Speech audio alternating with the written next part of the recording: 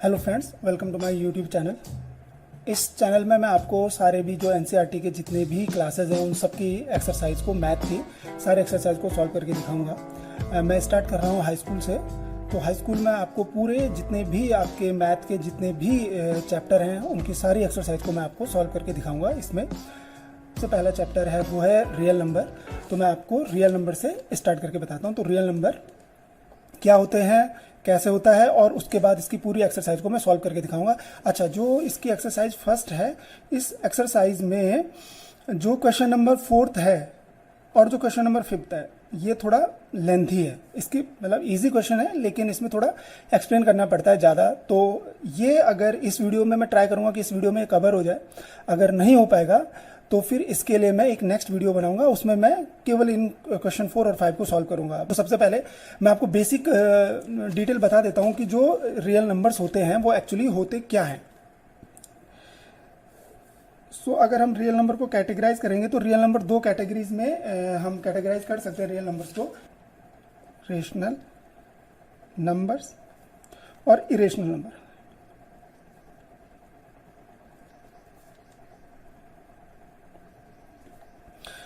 Rational number और irrational number क्या होते हैं, इनको मैं फिर दोबारा से आपको एक्सप्लेन करूंगा जब मैं अभी डिटेल में सबको बताऊंगा। रेशनल नंबर के दो और कैटेगरीज होती हैं। ये जो रेशनल नंबर है ये फर्दर दो और कैटेगरीज में डिवाइड होते हैं। एक होते हैं फ्रैक्शन, और थोड़ा बहुत जो फ्रैक्शन है ना डेसिमल से थोड़ा सा डिफरेंस है, वो मैं आपको बताता हूं बाद में। और सेकंड होते हैं इंटीजर्स। इंटीजर्स, फ्रैक्शन तो यहीं पे फिक्स हो जाता है, फ्रैक्शन का आगे कोई कैटेगरीज नहीं है। लेकिन इंटीजर जो होते हैं, इंटीजर्स भी आगे कैटेगराइज होते हैं। दो तरीके से इनको हम कैटेगराइज कर सकते हैं। एक तो आता है आपका नेगेटिव इंटीजर,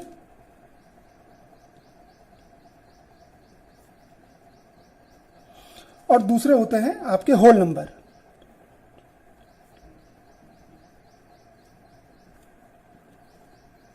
जो ये होल नंबर हैं ये फर्दर दो कैटेगरीज में,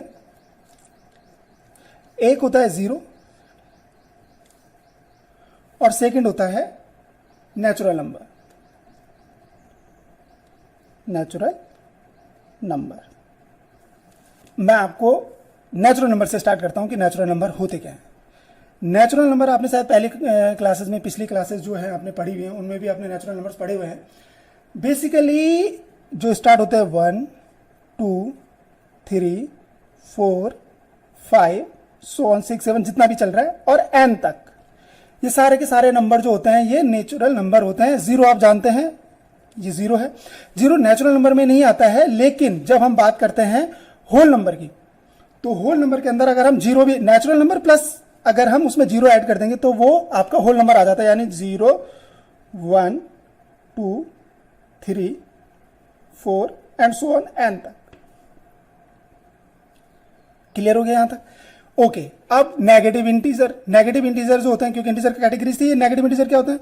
नेगेटिव इंटीजर जो इंटीजर नेगेटिव होते हैं। अब ये जीरो जो नेगेटिव में भी नहीं आता और पॉजिटिव में नहीं आता, मैं आपको बताता हूं। नेगेटिव इंटीजर जैसे -4 -3 -2 -1, ठीक है। और ये इधर माइनस माइनस माइनस करके जाएगा -n तक, -5 -6 माइनस, और ये n तक जाएगा। तो ये होते हैं नेगेटिव इंटीजर। अब फिर आप बोलोगे नेगेटिव, तो इंटीजर क्या होता है? इंटीजर्स होते हैं बोथ, जिनमें दोनों आते हैं, negative integer plus whole number आ जाते हैं और जीरो भी आ जाता है। ये जो एक लाइन ड्रॉ होती है ना, आपने देखी होगी, एक लाइन ड्रॉ होती है। इस लाइन में ये होता है जीरो, और जीरो के आपके बाईं तरफ जो होते हैं वो नेगेटिव होते हैं और दाईं तरफ आपके पॉजिटिव होते हैं। ये आपने पढ़ा होगा। तो 0 1 2 3 4 -1 -2 -3 एंड सो ऑन, ये यहां तक n तक, और ये माइनस माइनस माइनस n तक। समझ में आ गया? अब जो ये फ्रैक्शन है, इस फ्रैक्शन वाले पार्ट को समझने के लिए मैं आपको बताता हूं कि फ्रैक्शन क्या होते हैं। तो इसके लिए आपको एक डेसिमल जो होता है ना, डेसिमल, उसको डिटेल में पढ़ना पड़ेगा कि डेसिमल जो होता है उसी से फ्रैक्शन हमारे ज्यादा क्लियर समझ में आएगा। और उसके बाद मैं आपको ये रेशनल और इरेशनल नंबर भी बताता हूं।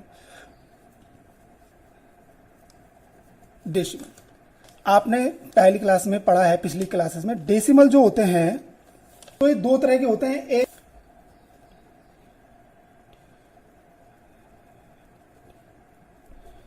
टर्मिनेटिंग एंड नॉन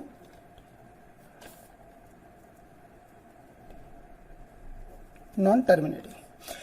टर्मिनेटिंग क्या होते हैं और नॉन टर्मिनेटिंग क्या होते हैं वो मैं आपको बता देता हूं। जैसे 1/2 यानी 2 से हम डिवाइड करेंगे 1 को, ठीक है, पॉइंट रखते हैं, इसे 10 कर देंगे और 5 से, ठीक है, यानी 1/2 इज इक्वल टू आया 0.5 आया, 0.5 आ गया इसका आंसर, यानी ये टर्मिनेट हो गया, इसके बाद इसकी कोई लिमिट नहीं थी, ठीक है, ये टर्मिनेट हो गया, तो इसको कहते हैं टर्मिनेटिंग। लेकिन 1/3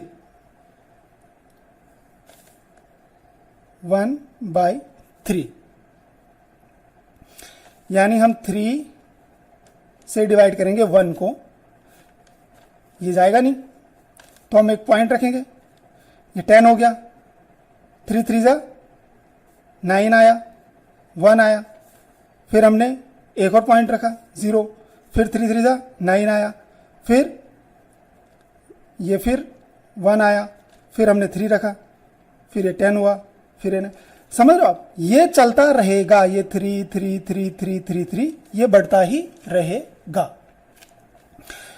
इसमें क्या है कि अब ये टर्मिनेटिंग नहीं है, समझ रहे हो आप, ये टर्मिनेटिंग नहीं है क्योंकि ये टर्मिनेट नहीं हो रहा है, ये चलता रहेगा, इस 1 तक चलता रहेगा। तो हम इसको, आपको पता है, हम इससे पहले क्या लिखते हैं, हम लिखते हैं 1/3 is equal to 0.3333 and up to चलता रहेगा, तो हम इसे लिखते हैं इज इक्वल टू 0.3 बार, क्योंकि इसमें 3 रिपीट हो रहा है। तो यानी जो ये नॉन टर्मिनेटिंग हो गया। अच्छा, जो ये नॉन टर्मिनेटिंग है इसको फर्दर हम कैटेगराइज करते हैं, दो कैटेगरीज में होता है ये टर्मिनेटिंग। एक तो रिकरिंग और एक होता है नॉन रिकरिंग। ये रिकरिंग का एग्जांपल है जिसमें एक पैटर्न बार बार रिपीट हो रहा है, समझ रहे हो आप, बार बार रिपीट हो रहा है। क्या रिपीट हो रहा है? 3 रिपीट हो रहा है। सो ये वाला जो है 1/3 ये जो है रिकरिंग के अंदर आएगा। अच्छा, नॉन रिकरिंग कैसे होता है? नॉन रिकरिंग जैसे √2 है, तो √2 को अगर हम सॉल्व करेंगे तो इसका जो आंसर आएगा वो आएगा 1.41421356 और ये चलता रहेगा चलता रहेगा चलता रहेगा। ठीक है, रिकरिंग में एक पैटर्न फॉलो होगा और नॉन रिकरिंग में कोई भी पैटर्न नहीं है, 1 4 2 4 और ये चलता रहेगा। ठीक है। अच्छा, आप लोगों को बहुतों को ये लग रहा होगा कि हमने तो √2 की जो वैल्यू वो पढ़ा था, हम खाली इतना ही पढ़ते थे, √2 = 1.41। इसको इसलिए पढ़ते थे हम इतना ही क्योंकि हम लोग एक अप्रोक्स वैल्यू निकाल देते थे, उसको एक मान लेते थे कि 1.14, क्योंकि इसके पॉइंट के पास से इतने को हम जनरली 1.4 या 4.1 या 4.2 बोल देते हैं, लेकिन इसकी अगर एक्चुअल वैल्यू है तो वो ऐसी है। समझ आ गया? तो ये नॉन रिकरिंग है। यानी रिकरिंग, अब जैसे जैसे मैं रिकरिंग बता दूं आपको, जैसे कोई है, जैसे है 4.242424 इस तरह से कोई आ रहा है, देखो ये रिपीट एक पैटर्न फॉलो कर रहा है, तो ये 4 पॉइंट हम इसे लिखेंगे 2 4 और बार, ये जो है ये रिकरिंग हो गया। लेकिन अगर कुछ ऐसा रहा है 8.4326149321 इसमें कोई भी पैटर्न नहीं है तो ये नॉन रिकरिंग हो गया। समझ में आ गई? ये क्लियर हो गया? यानी डेसिमल नंबर जो होते हैं आपके वो बेसिकली दो होते हैं, टर्मिनेटिंग, नॉन टर्मिनेटिंग, और नॉन टर्मिनेटिंग फिर फर्दर कैटेगराइज होते हैं रिकरिंग और नॉन रिकरिंग। इनमें जो टर्मिनेटिंग है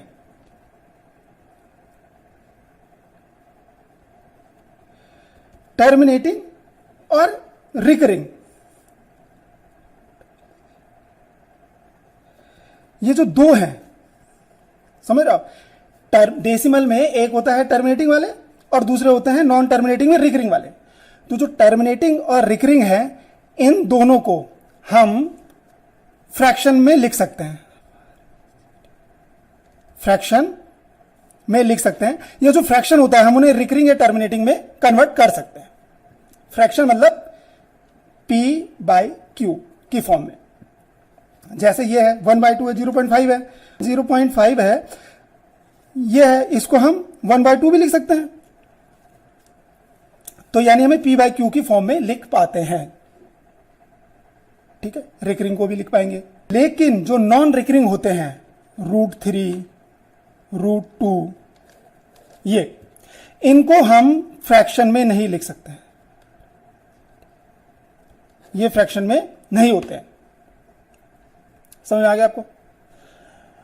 तो बेसिकली अब मैं आपको ये जो डेसिमल मैंने आपको समझाया वो इस वाले पार्ट को, इस फ्रैक्शन वाले पार्ट को समझाने के लिए समझाया था आपको, ये फ्रैक्शन वाले पार्ट को। तो फ्रैक्शन आपको समझ में आया? यानी फ्रैक्शन के अंदर कौन से आते हैं? एक तो आते हैं टर्मिनेटिंग और दूसरे आते हैं प्लस रिकरिंग। नॉन रिकरिंग नहीं, ये फ्रैक्शन के पार्ट। समझ में आ गया? ओके, अब ये नॉन रिकरिंग कहां आएंगे? अब आपकी समझ में आ जाएगा, ये रेशनल नंबर है ना, जो फ्रैक्शन पार्ट के अंदर जो सारे नंबर, ये सारे के सारे जो ये रेशनल हैं, यानी जिन नंबर्स को हम P/Q की फॉर्म में लिख सकते हैं and Q is not equal to 0, वो सारे रेशनल नंबर कहलाते हैं। और इरेशनल नंबर जिनको हम P/Q की फॉर्म में नहीं लिख सकते हैं, वो इरेशनल नंबर कहलाते हैं। समझ आए? जैसे √3, √2। क्लियर? और ये सारे के सारे जो हैं, ये सब के सब, ये सारे के सारे रियल नंबर हैं, ये सारे सारे नंबर हैं, और इन्हीं को हम रियल नंबर्स कहते हैं। यानी रियल नंबर के अंदर सारी कैटेगरीज आती हैं। तो आई थिंक आपको नंबर समझ में आ गए हैं। अब मैं आपको एक्सरसाइज सॉल्व करके बताता हूं। जो एक्सरसाइज है वो बता देता हूं मैं। ये है चैप्टर 1 और इसकी है एक्सरसाइज 1.1। क्वेश्चन नंबर फर्स्ट अगर आप पढ़ोगे, ये कहता है use the Euclid division algorithm of to find the HCF of, और इसने नीचे नंबर दिए हैं हमें। इसने लिखा है यूक्लिड डिवीजन एल्गोरिथम और एक लांबा बोलते हैं, यूक्लिड डिवीजन लांबा। इसके लिए एक फॉर्मूला है A is equal to BQ plus R। ठीक है, A is equal to BQ plus R। जो A है ये डिवाइडेंट है,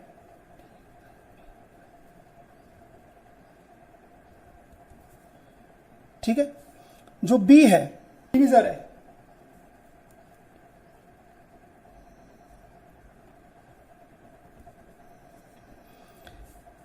Q जो है ये क्वोशिएंट है,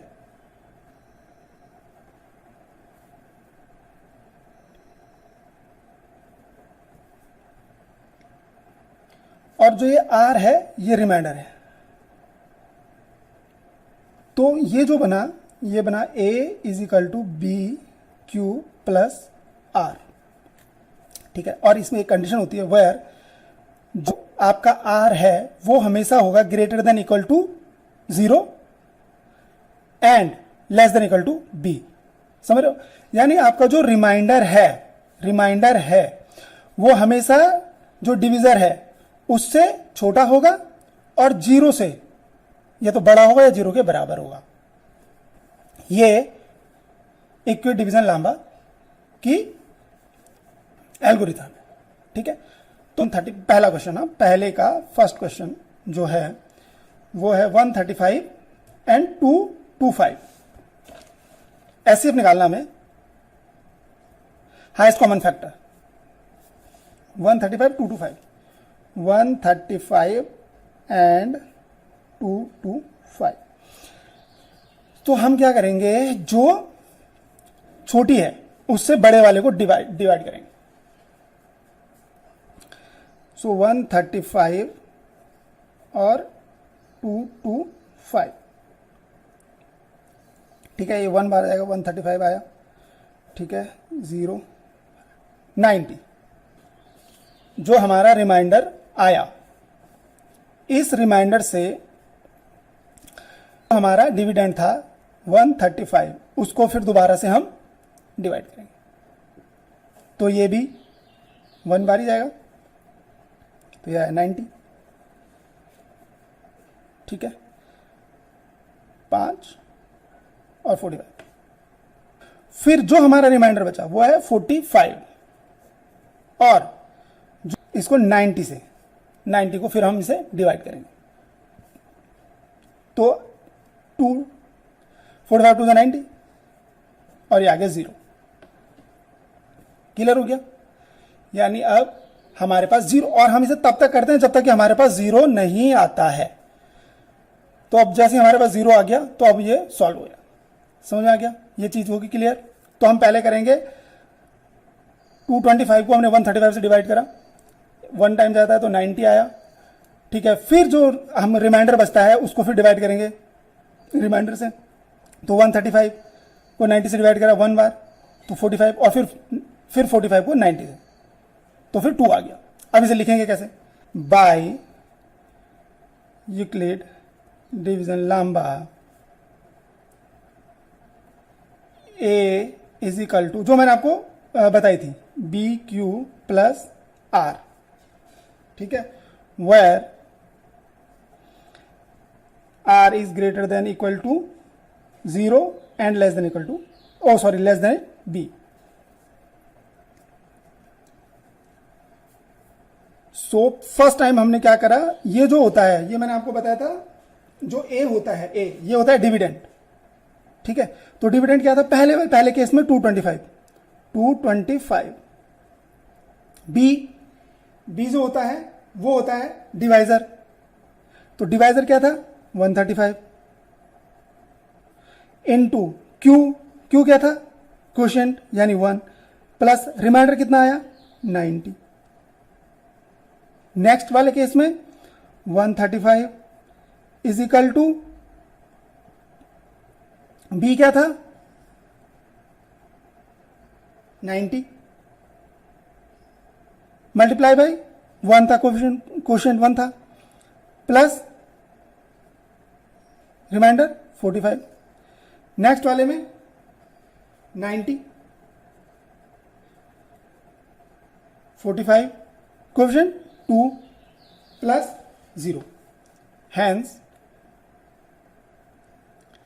SCF of 135 and, ठीक है, 225 इज इक्वल टू 45। क्लियर हो गया पहला क्वेश्चन।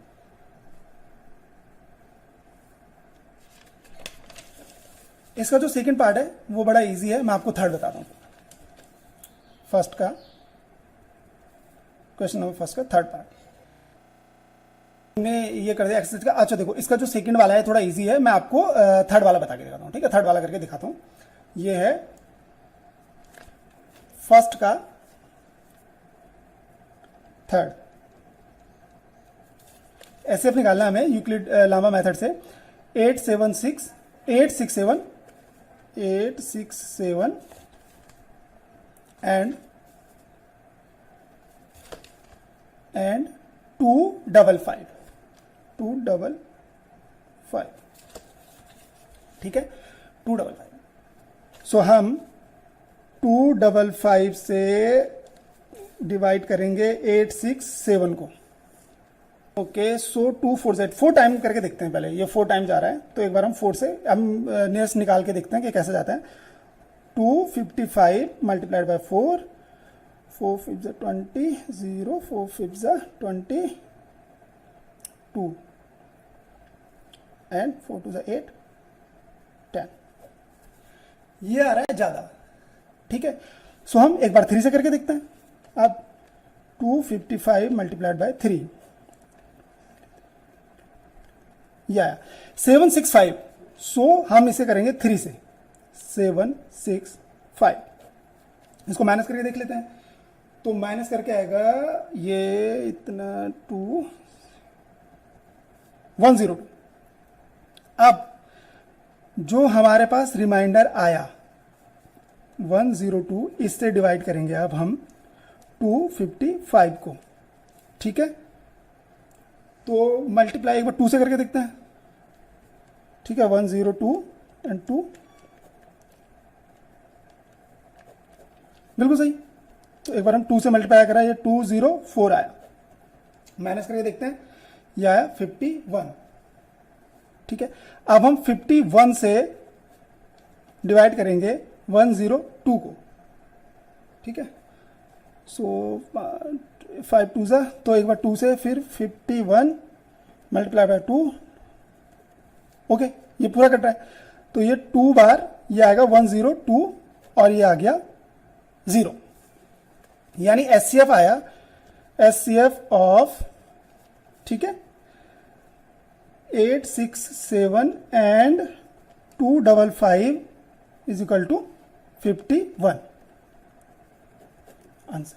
अब जो यूक्लिड डिवीजन लामा जो मेथड है, एल्गोरिथम है, उसके हिसाब से आप ये खुद लिख लेना, मैंने अपने पहले वाले क्वेश्चन में आपको ये बताया है। अब मैं इसका क्वेश्चन नंबर 2 बताता हूं।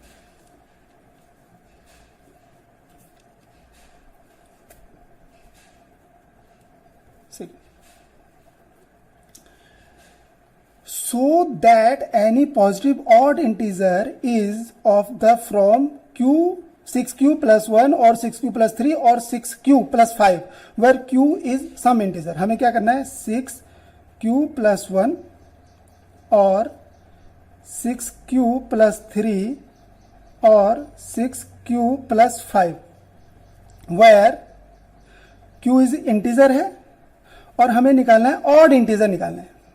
अच्छा, इसमें सब में देखो आप क्या है, 6 जो है ये कॉमन है। तो हमारे पास यूक्लिड डिवीजन लामा क्या कहता है, वो एल्गोरिथम जो ये कहती है, वो कहती है कि a is equal to B Q plus R and जो r है वो लेस देन इक्वल टू, ठीक है, कितना होना चाहिए, 0 एंड ग्रेटर देन b। इन सब में अगर हम कॉमन देखें आपको, B Q plus R, B Q plus R, B Q plus R, तो आपको समझ में आ रहा है बी क्या है, बी जो है वो 6 है। अगर आप इसको इस इक्वेशन को इन सब से कंपेयर करेंगे, 6q प्लस 1,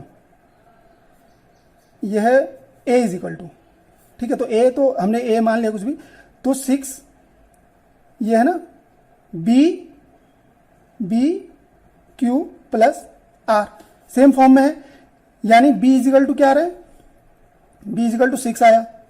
अगर इसको भी देखें 6q प्लस 3, तो भी इसमें b क्या आ रहा है, 6 आ रहा है।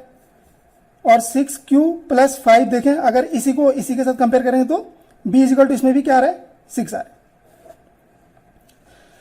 तो जनरली हम जो यहाँ पे कॉमन होता है 6 जो डिजिट होती है हम उसी को ले लेते हैं। अगर इसकी 6 की 5 होता है, यहाँ भी 5 होता है, यहाँ भी 5 होता है, हम 5 लेते हैं, 3 होता तो 3 लेते, 2 होता तो 2 लेते, जो भी हमको मिलता है वो मिलता है। समझ में आ गया। तो यानी हमारे पास let b is equal to 6। अच्छा, तो जो यहां पे जो कंडीशन कहता है वो क्या कहता है, b जो है वो रिमाइंडर होना चाहिए हमेशा b से छोटा। तो b से छोटा क्या क्या हो सकता है, b से जो छोटा हो सकता है वो हो सकता है 0 और 0 से बड़ा, 0 भी हो सकता है, 0 से बड़ा। तो 0 1 2 3 4 एंड 5, ठीक है। इनके हिसाब से अगर हम इक्वेशन निकालें इसमें डाल के, तो ये इक्वेशन क्या बनती है हमारे पास, यूक्लिड डिवीजन लामा हम पे क्या बनती है, then a is equal to क्या बन सकते हैं हमारे पास, 6q प्लस r की जगह हम रिप्लेस करेंगे, अब ये बनेगी ना कंडीशन। तो r इज इक्वल टू क्या आएगा, एक बार 0 1 फिर 2 फिर 3 फिर 4, हम ऐसे लिखेंगे, ठीक है। तो 6q प्लस 0 और 6q plus 1, 6q plus 2, 6q plus 3, 6q plus 4, 6q plus 5, ठीक है। अब आपको निकालना है ऑड। क्वेश्चन जो कहता है वो यही कह रहा था कि odd integer, positive odd integer, ठीक है। देखो ऑड जोड़ेंगे तो ऑड ही आएगा। देखो तो एक तो ये,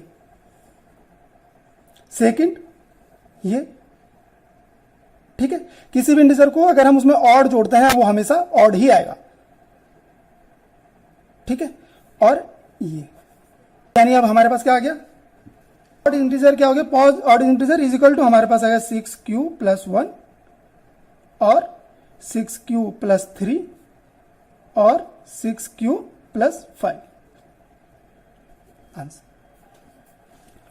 सो इसका अब हम क्वेश्चन नंबर 3 देखते हैं। क्वेश्चन नंबर 3 क्या कहता है। क्वेश्चन नंबर 3 कह रहा है कि an army contingent of 616 member is to march behind an army band of 32 member in a parade. The two groups are to march in the same number of columns. What is the maximum number of the columns? Okay. तो ये कह रहा है कि 616 member हैं और 32 के हिसाब से 32 मेंबर आने चाहिए एक उसमें, तो कितने कॉलम बनेंगे, ठीक है। और निकालना क्या है, ये देखो मैक्सिमम नंबर ऑफ कॉलम, इसने बोला maximum number of column, max number of,